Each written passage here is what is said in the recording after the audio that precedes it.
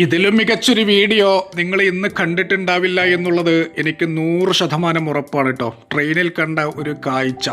നമ്മൾ പൊതുവേ പറയുന്ന ഒരു കാര്യമുണ്ട്, മനസ്സിലെ കരുണയുള്ളവരാണ് കുട്ടികളോട് പെട്ടെന്ന് ഇണങ്ങുക എന്നുള്ളത്. അതേപോലെ സ്നേഹത്തിൻ്റെ ഭാഷയ്ക്ക് പരിചയത്തിൻ്റെ ഒരു ആവശ്യവുമില്ല.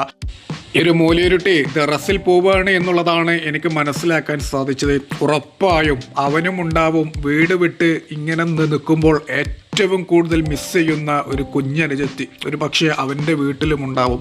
അതേപോലെ തന്നെയാണ് ചില കാഴ്ചകൾ സംസാരിക്കില്ല, പക്ഷേ നമ്മുടെ ഹൃദയത്തിൽ അങ്ങോട്ട് തുളച്ചു കയറും. എന്ത് മനോഹരമായ ഒരു കാഴ്ചയാണല്ലേ ഈ കാണുന്നത്.